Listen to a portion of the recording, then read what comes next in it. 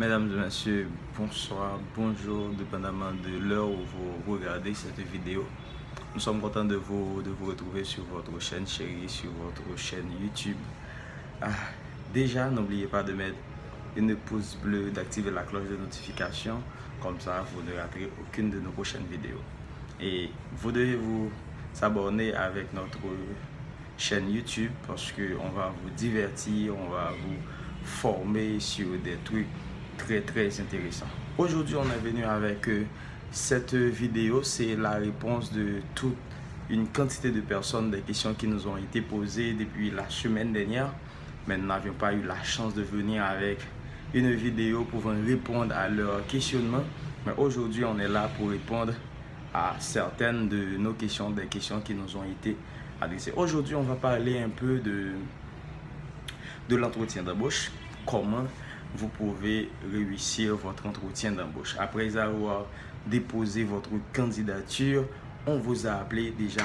Bravo, parce que vous avez déjà la chance à jusqu'à 50-60% de gagner sur poste. Pourquoi? C'est parce que sûrement dans votre CV, il y a des qualités requises, il y a des choses qui ont intrigué le recruteur, l'intervieweur. C'est pourquoi on vous appelle pour savoir est-ce que vraiment ce que vous avez mis dans votre CV, est-ce que vraiment ce sont là les capacités que vous avez. Déjà, c'est parti. Prenez vos plumes, cahiers pour noter les différents points. Nous allons vous donner des choses un peu standardisées de façon de mieux préparer votre séance de recrutement, votre séance d'entretien d'embauche. La première chose, il faut noter, la toute première chose qu'il faut faire, il faut préparer d'avance votre déplacement. Il faut préparer d'avance votre déplacement parce que le plus souvent, dans les entretiens d'embauche, c'est toujours le stress. Alors, on ne peut pas éviter ça, mais on peut réduire ça énormément dès que vous préparez à l'avance votre déplacement. C'est pour éviter les éventuels retards, pour diminuer votre chance de réussir votre entretien. Vous pouvez mettre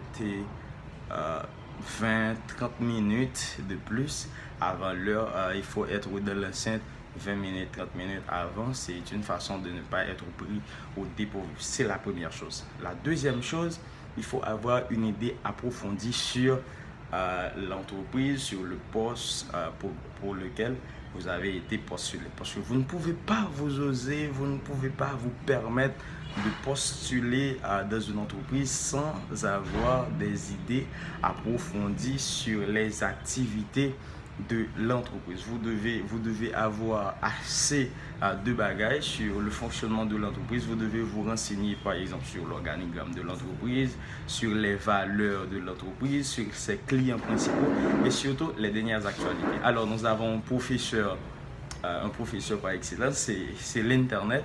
N'hésitez pas de cliquer sur l'Internet si toutefois les données de l'entreprise sont en ligne. C'est de façon à vous approfondir.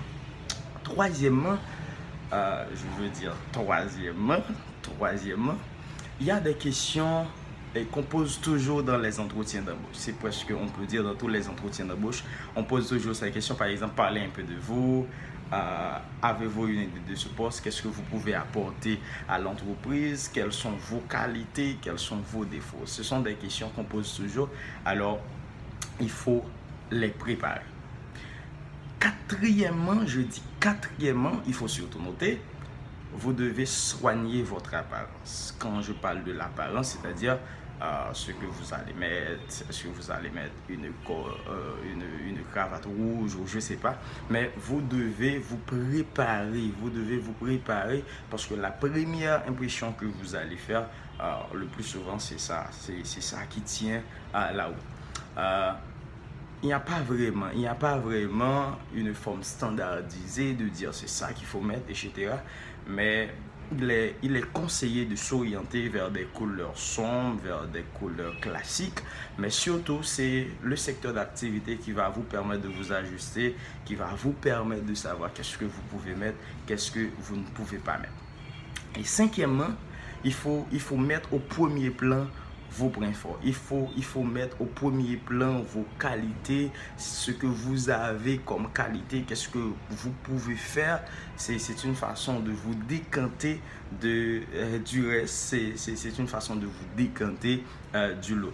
Par exemple, vous avez un parcours, vous avez des qualités, il faut surtout penser à relancer le recruteur en plaçant en premier plan, en plaçant en lettre grasse et vos qualités, ce que vous pouvez faire. Et c'est une façon de montrer que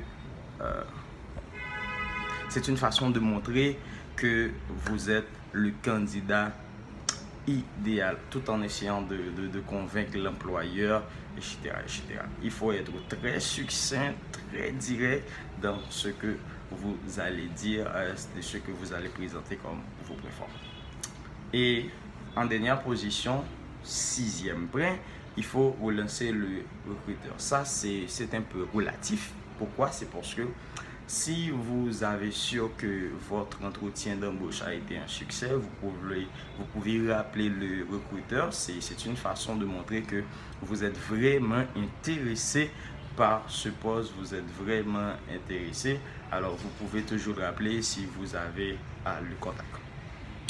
Et conseil que je peux vous donner, par exemple, lorsque vous allez passer un concours, par exemple, quelqu'un qui va être comptable, en arrivant, on va vous donner sûrement un examen à l'écrit, il va y avoir une partie pour le français, une autre partie avec des exercices comptables. Il faut surtout se focaliser sur les exercices de comptabilité parce que vous allez être comptable.